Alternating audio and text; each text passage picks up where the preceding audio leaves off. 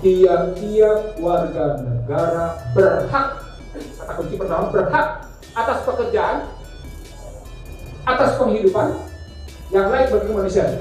Ketemu Pak yang Bapak maksud tadi, bahwa semuanya itu dalam rangka penghidupan yang layak bagi kemanusiaan diukur dalam tataran nilai. Jadi dia tidak boleh. Jadi saya tidak masuk dalam perdebatan fikih. Saya mencegah diri saya untuk masuk ke dalam fikih.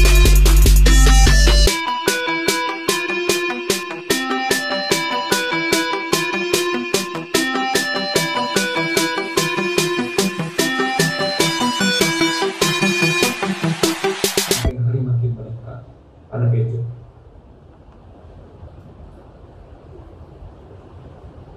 Si alat Mateus 1 ini sudah menjadi pedoman, jadi petunjuk kehidupan kita. Bergeser dia, udah linasnya bergeser dia, bukan lagi Al-Quran tapi jadi gadget. That is pragmatis, opportunis. Terus ya, nah ini perbandingannya. Pak, ini gampang dibacanya, tapi susah membuatnya dan panjang sekali. Tapi poinnya yang saya kuningin, Barat menggunakan istilah lewat konsep Bank Dunia sekarang, Sustainable Development Goals, menggunakan istilah good sustainability. Saya terjemahkan ke dalam bahasa Indonesia, kesinambungan pertumbuhan. Good sustainability. Itu dijalankan oleh Jeff Bezos dengan nama Sustainable Development Goals. Jadi kalau Anda buka 17 pilar yang dibangga-banggakan oleh Bank Dunia itu, keywordnya adalah good sustainability, kesinambungan pertumbuhan. Tapi kalau Anda kejar apa basis good sustainability itu, basisnya adalah global saving dan global investment. Ulang, global saving dan global. Jadi kalau global saving sama global investment, yang menikmati siapa dong? Tadi balik ke konsep awal tentang hutang dan riba, nggak bergeser mereka. Oke, kita pindah sekarang ke Belt and Road Initiative. Makanya saya tulisin persis itu. Konsepnya apa? Kerjasama pertumbuhan. Oke. Pertanyaan besarnya, kalau kerjasama mestinya setara nggak? Setara. Kalau dalam konstruksi kita sama Cina setara nggak? Enggak. Sri Lanka terkena kemarin setara nggak? Afrika kemarin kerjasama sama Cina setara nggak? Iya, karena memang mereka sedang membuka jalur untuk perdagangan barang mereka sama uang mereka sama tenaga kerja mereka. Maka Bapak bisa lihat perbandingan yang saya buat itu.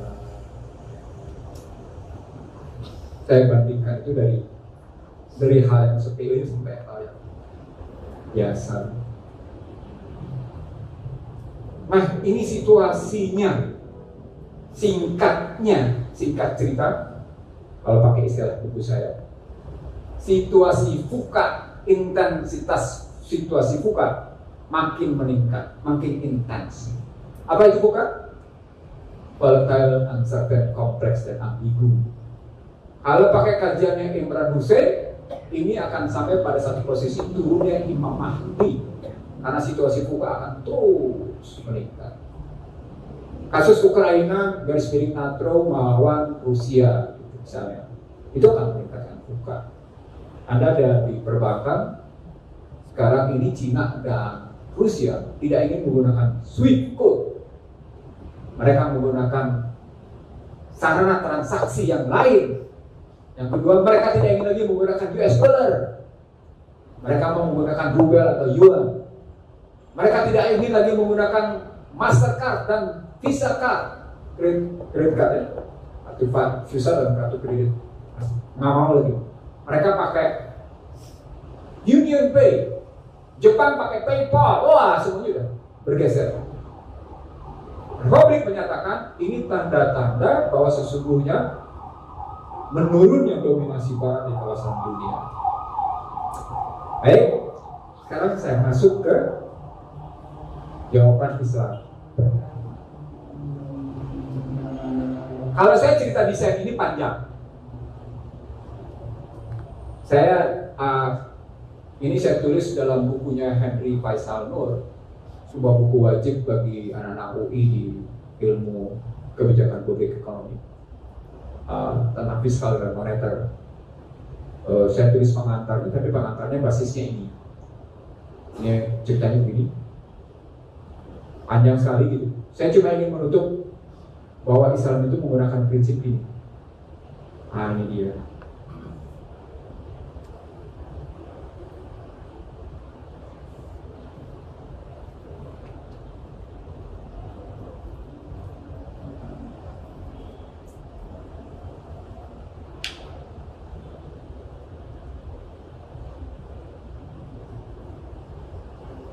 Ini dia. Kebaca ya Pak ya? Sama ya. Prinsip ekonomi Islam, selain tadi tidak boleh ada persepsi, dia harus, di situ saya tulis, harus jujur, harus amanah, tidak boleh serakah, tidak ada hutang riba, gitu ya, prinsipnya. Struktur hak milik jelas, hak milik mutlak hanya pada khilafah, hanya pada negara. Ke bawah tidak ada hak milik mutlak. Jadi baik komunitas, keluarga maupun individu tidak punya hak milik mutlak. Hak milik mutlak hanya milik khilafah. Kenapa? Kenapa Pak? Bu? Karena hak milik mutlak hanya milik Allah. Khilafah adalah representasi.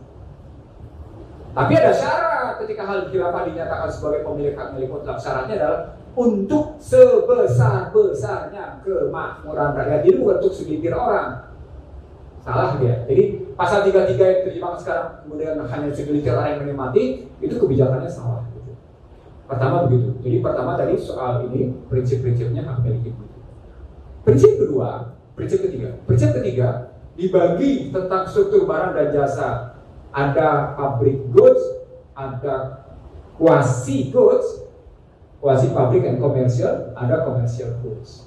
Begitu juga public services, ada public services, ada quasi public services, ada commercial services. Jadi tidak serta-merta semuanya menjadi barang komersial, tidak serta-merta semuanya menjadi jasa komersial, nggak bisa. Nah, ketika masuk ke makro, ketika menjadi ke makro, Islam tidak mengenal pajak. Islam tidak mengenal pajak. Anda bisa lihat pendapatannya diambil dari zakat, infak, sedekah, dan wakaf. Lalu ada pendapatan negara dan lain, misalnya ketika negara punya tadi usaha untuk memenuhi hajat tidak pernah banyak, lalu ada hibah. Sementara belanjanya bisa dilihat di situ ada belanja takmir, katakan paling besar, agar tidak terjadi korupsi dan macam-macam, agar tetap jadi amanah. Berikutnya ada belanja modal. Yang paling penting ini yang ketiga. Antara belanja kedua, belanja sosial ini 50-35 sehingga jumlah 15. Apa poinnya? Poinnya dirumuskan dengan baik. Kalau saya, Bapak Ibu sekalian, saya masih bicara makro ini. Karena kalau saya bicara makro saja saya butuh 3-4 jam kalau di detail. Di mikro saya butuh juga sekitar 3-4 jam untuk menjelaskan bagaimana relasi makro ke mikronya, lalu mikronya kayak apa gitu. Nah, kalau kita ambil begini, maka sesungguhnya rangkok usaha di makroekonomi Islam ini, Bapak sekalian, atau kuncinya di kepemimpinan.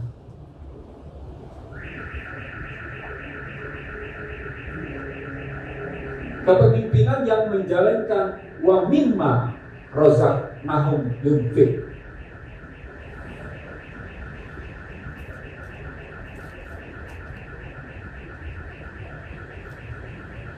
Orang lain.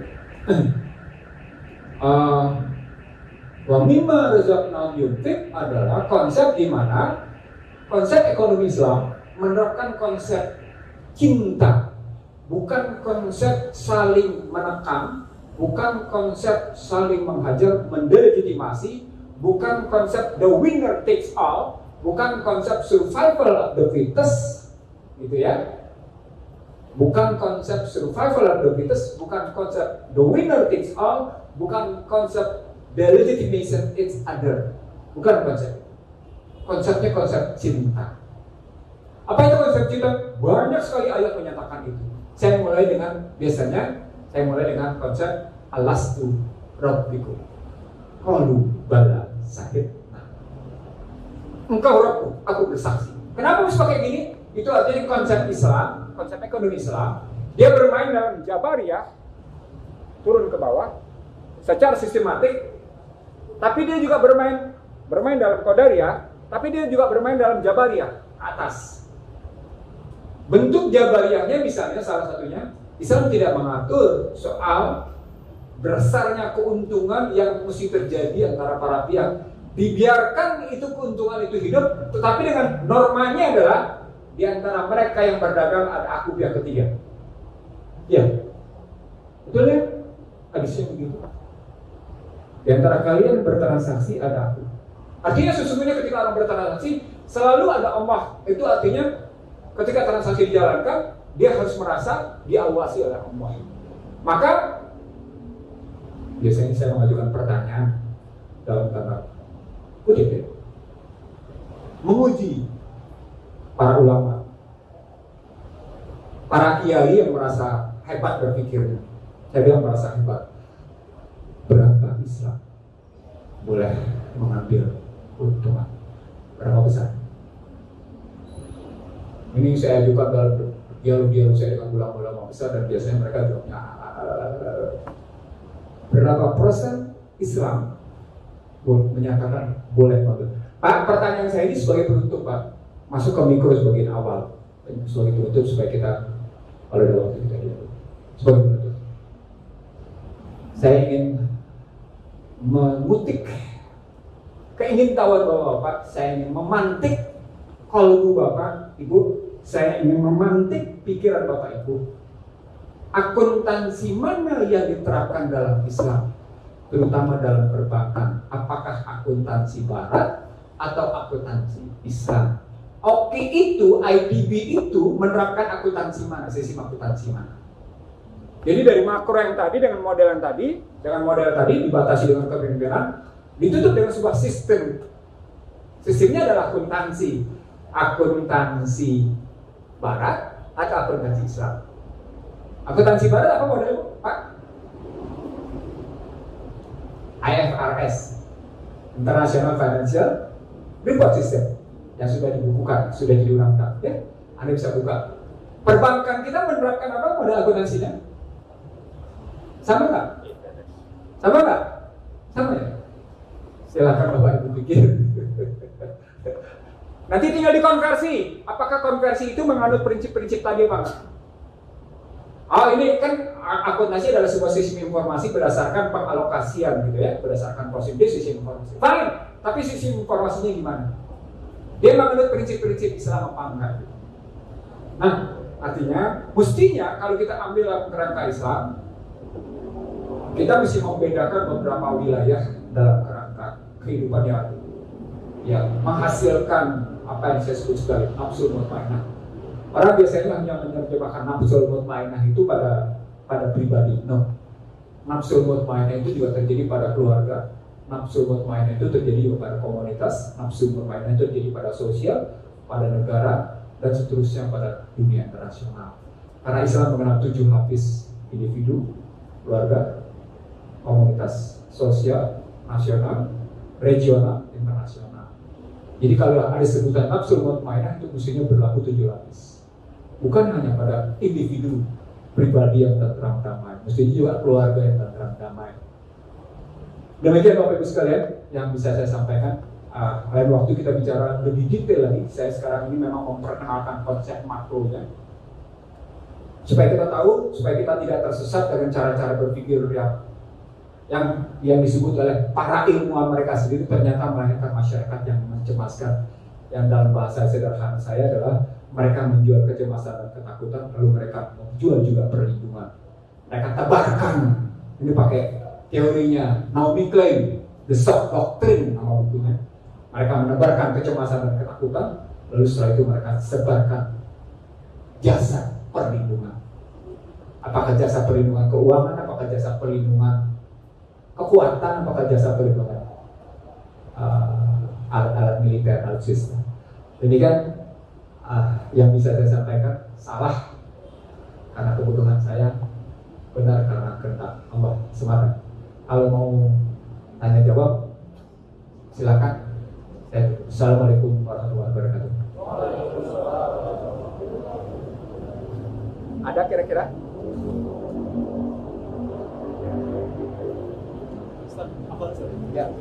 Jadi Ustaz menjelaskan bahwa di dalam Islam tidak ada pajak. Mohon dijelaskan tentang kharaj, usur, kai, sama jizyah. Apakah hal ini bisa digolongkan dalam pajak tadi, pajak dalam Islam? Atau gimana Ustaz? Mohon dijelaskan. Ini pertanyaan menarik. Satu hari saya diundang oleh, saya nggak usah sebut tokoh NU-nya. Saya nggak usah sebut siapa. Bang, kita duduk bareng yuk katanya. Kita nyusun APBN berdasarkan Islam. Saya bilang, kita mau ngambil cara berpikir pendekatan fikih, yang Anda sebutnya pendekatan fikih, atau kita mengambil dalam pendekatan Al-Quran dan hadis, lalu kita ambil dalam pendekatan praktek-praktek siratun nabawiyah, praktek-praktek para sahabat, tabi'in, baru kita terjemahkan ke dalam kajian ilmu fikih. Strukturnya panjang. Ya, Ustaz kan tahu NU gimana gitu. Jawabnya, enggak, saya nggak mau kejebak di situ saudara. Jawaban saya begini, Ustaz. Siklus perjuangan Islam, dakwah tertutup, dakwah terbuka, hijrah, kitab. Ya, saya ulang. Dakwah tertutup, dakwah terbuka, hijrah, kitab. Kita Futuh Mekah berjaya, masuk kemudian para sahabat. Setelah itu muncul para pengikutnya yang dekat dengan sahabat. Baru berikutnya setelah beberapa abad tabi'in, baru berikutnya muncul kajian fikih. Maka saya berpendapat pendekatan asalnya bukan pendekatan seperti tadi. Saya kembalikan dulu ke dalam prinsip-prinsip hadis dan Al-Quran. Maka dalam APBN yang saya bangun seluruhnya, itu saya bangun dalam kerangka tadi. Saya terjemahkan dulu makna wa mimma razaqnahum yunfiq dalam pengertian zakat dan sedekah, terutama dimulai dengan hadis bunyal Islam ala khamsin. Jadi pegang dulu di situ di cara berpikirnya. Jadi wa mimma razaqnahum yunfiq yang diterjemahkan, diambil dalam konsep mimma razaqnahum yunfiqnya, di mana konsep berbaginya itu diambil totalitas berbagi. Jadi konsep cinta salah satunya adalah konsep cinta dalam Islam adalah konsep berbagi, peduli, menghargai dan menghormati. Ada 7 item, tapi saya cuma menyampaikan 2. Bagaimana berbagi dan peduli dilakukan, lalu diterjemahkan ke dalam bunyal Islam al khamsin. Saya ambil di kata kunci makro saya ya. Saya ingin menyelesaikan teorinya dulu, supaya kerangka teorinya benar, baru kemudian setelah pijakannya kokoh, kita baru masuk ke praktikal. Gitu. Mudah-mudahan dapat.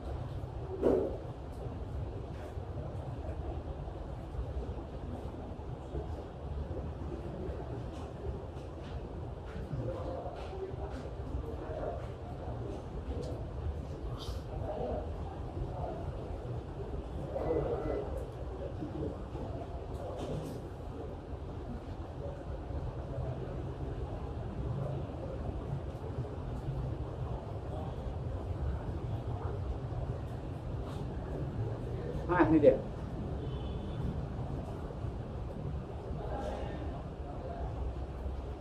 Ini saya sampaikan di Pusdai kemarin di Bandung, di depan para tokoh-tokoh Bandung. Ini konsep dasar.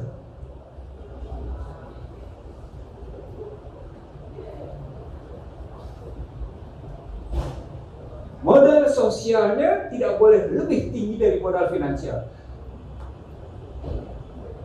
Modal sosialnya dikunci oleh nilai-nilai, komitmen, kepercayaan, jujur, jejaring sosial, dan kepemimpinan. Teori barat cuma 4. Cuma bicara nilai, komitmen, kejujuran, percaya di jaring sosial. Saya menambahkan dengan kepemimpinan. Tetapi nilai-nilai yang dikandung oleh Barat, cara berpikirnya materialisme, Islam tidak. Karena itu kita geser ke kanan dia. Lihat tanda panah dan tanda sama dengannya. Dia menunjukkan bahwa modal finansial adalah sinergi, akomodatif, equilibrium, mizan, adil, proporsional, wasatan dengan modal sosial. Coba Bapak lihat siklusnya jadi muter dia. Jadi dia muter terus. Kalau modal finansial ketinggian, dia berdampak pada kapitalisme. Kalau modal sosial ketinggian, dia berdampak pada sosialisme. Islam enggak. Islam menganut kedua-duanya sebagai wujud mizan. Makanya tadi Ar-Rahman al-Quran, al-Quran insana al-Mahubayan, di pagi ayat al-Rabbikum antukaziban yang pertama, kata-kata mizan, kesimpang diucapkan 4 kali. Jadi saya ambil dulu di sini modelnya. Maka Bapak bisa lihat, dia diterjemahkan ke bawah ke dalam ini struktur qadariyahnya. Struktur qadariyahnya adalah nilai, prinsip, strategi, fungsi, instrumentasi. Itu konsisten dia diaplikasikan ke bawah. Maka diterjemahkan ke dulu apa arti sejahtera, apa arti untung, apa arti manfaat sosial. Yang ujung akhirnya ini Pak. Kelihatan nggak bawahnya itu? Nggak kelihatan ya? Yang kuning, kelihatan nggak? Kelihatan ya? Kelihatannya adalah bebas dari ketertindasan, bebas dari kebodohan, bebas dari kemiskinan, bebas dari ketimpangan, bebas dari kehinaan. Diterjemahkan oleh Undang-Undang Dasar 45 melalui pasal 33, pasal 23, dan pasal 27. Pasal 27 ini apa? Tiap-tiap warga negara berhak, kata kunci pertama, berhak atas pekerjaan, atas penghidupan yang layak bagi kemanusiaan. Ketemu Pak yang Bapak maksud tadi, bahwa semuanya itulah dalam rangka penghidupan yang layak bagi kemanusiaan diukur dalam tataran nilai. Jadi dia tidak boleh. Jadi saya tidak masuk dalam perdebatan fikih. Saya mencegah diri saya untuk masuk ke dalam perdebatan fikih. Tapi saya ambil dalam struktur hakikat, ma'rifat, dan syariat. Saya nggak masuk ke dalam. Jadi makanya saya bilang saya kunci dulu tadi. Saya tidak di waktu di dalam ulama itu saya nggak masuk dalam perdebatan fikih, tapi saya ambil dalam hakikat, ma'rifat, dan syariat. Syariatnya saya ambil ma'rifatnya, saya naik ke hakikatnya. Maka dia akan ketemu. Itu makanya sampai dengan sekarang, kalau saya boleh bilang Bapak sekalian, umat Islam itu jangan bisa-bisa soal pengertian khilafah. Karena mainnya dalam pengertian fikih gitu. Padahal nggak boleh begitu ngambilnya. Balik aja ke dalam hakikat dan ma'rifat ketemu jadi syariat. Nah, kunci ini hanya bisa dijalankan kalau sikap kita sudah ihsan. Apa artinya? Al-Quran di depan kita. Al-Quran betul-betul sudah menjadi cermin kita untuk bertindak dan berbuat. Dia bisa seperti ini gitu. Pertanyaan besarnya, pertanyaan begini. Saya bertanya ini, bocoran hujan. Jadi boleh agak lama sedikit. Saya tanya kepada Bapak sekalian. Kita terima nggak Al-Maidah 114? Al-Yawma akmaltu lakum dinakum wa atmamtu alaikum ni'mati wa raditu lakum. Terima nggak? Terima. Tapi kenapa Islam tidak bisa menjawab vaksin? Kenapa Islam tidak bisa menjawab COVID-19? Kalau katanya itu sempurna. Aku tinggalkan kamu 2 hal. Al-Quran dan Sunnahku sebagai sesuatu yang sempurna. Tapi kenapa yang sempurna itu tidak punya jawaban? Saya dapat jawaban. Tahu nggak jawabannya apa? Diejek sama orang Barat sendiri. Apa enggak? Kharaj itu kan PBB, kharaj itu pajak tanah. Usur itu kan semacam biaya masuk lah. Jizya itu pajak untuk non-muslim. Kemudian ada satu lagi P itu rampasan perang. Tapi tidak kena perang. Apakah ini tidak dapat digolongkan bahwa Islam membolehkan pajak? Pertanyaan saya. Kalau saya tetap pajak enggak. Enggak ya. Jadi baik yang namanya harta pampasan perang karena perang atau harta pampasan perang bukan karena perang pahit. Pada hakikatnya dia bukan pajak. Dia memang soal pengakuan ketertundukan, tapi bukan pajak. Kalau jizya, usur, pajak bukan? Menurut saya bukan. Karena Karena tidak kalaupun ada pihak lain yang membayar, pihak pemerintah Islam misalnya, dia statusnya bukan dalam rangka itu, dia tapi karena memang dia punya hak hidup bersama. Dan dalam pajak bumi bangunan itu bukan sesungguhnya tidak lebih, karena dia diambil berdasarkan ini saya sampai saya ikut sedikit perdebatan di pajak, saya ikut sedikit aja. Saya kebetulan masuk di dunia peternakan, khususnya peternakan yang menggunakan air. Fikih menyatakan kalau peternakan airnya tidak diolah, pajaknya berapa? Infaknya berapa? Bapak tahu? 10%. 10%. Kalau pakai airnya diolah, 5%. Fikih, pertanyaan besar. Bagaimana bisa muncul angka 10% dan 5%? Ini qadariyah atau jabariyah? Tuh, Pak. Sampai di situ pertanyaan berikutnya, karena kata kuncinya pertanyaan 10 sampai dengan 5, kita tabrakan dengan kata-kata mizan, kita tabrakan dengan kata-kata yang namanya kita tabrakan dengan nama-nama dengan kata wasatan. Sampai di situ melihatnya. Jadi menurut pandangan saya, kalau dalam pandangan saya, kita ambil dulu kemanfaatannya, baru kemudian kita bikin pilihan jenisnya, karena kualitas sama aubrinas. Jadi bukan soal bagaimana itunya, tapi bagaimana soal kemanfaatannya yang tidak bertabrakan dengan prinsip qadariyahnya. Baru jabariyahnya bisa dipakai. Itu makanya saya bilang tadi, format Islam adalah di satu sisi ada qadariyah, tapi di sisi lain ada jabariyah. Itu baru terbang. Saya tanya lebih lanjut berapa? Kita kembangin yang namanya sawit, kita kembangin yang namanya batu bara. Coba infaknya berapa? Pernah dengar nggak? Ini pernah saya diskusikan pada raja sawit dan pada raja batu bara di Indonesia, negara Muslim. Seru kan? Seru. Karena bisa menggunakan fikih, bisa menggunakan ujung-ujungnya tetap saya balikin ke dalam horenas anfa'uhum linnas. Saya balikin begitu, baru kemudian tidak berpikir tentang kelayakan. Ada batasan-batasan. Nah, soal penerimanya saya balikin ke Taubah 60 tentunya. Tapi ketika balik ke Taubah 60, sumbernya dari mana? Ayatnya tegas. Mimma razaqnahum. Maka pengertian infaknya itu kan. Infak salah percaya. Ya maksudnya salah satunya pengertian. Jadi Pak, tapi pengertian itu diambil oleh pengertian pemahaman oleh rata-rata ulama yang masuk ke dalam kajian fikih. Itu yang tidak saya mau masuki. Saya tidak ingin masuk ke dalam perdebatan itu gitu. Karena saya ngambil struktur bukan tasawuf, tauhid, fikih dan akhlak, tapi saya mengambil struktur hakikat, makrifat dan syariat. Kenapa perbedaannya? Apa perbedaannya, Pak? Kalau saya, Ustaz, apa perbedaan cara pandang kayak gitu? Cara pandang tasawuf, tauhid, fikih dan akhlak itu cara pandangnya membahas tentang Allah. Ini otak ini terbatas, nggak mampu. Tapi ketika bicara menerjemahkan hakikat, memahami makrifat dan melaksanakan dengan syariat, sudut pandangnya ke bawah. Metodologinya tidak memasalahkan Allah, tapi memasalahkan ajaran, bukan memasalahkan Allahnya, tapi memasalahkan ajarannya untuk diterapkan. Itu perbedaan mendasar.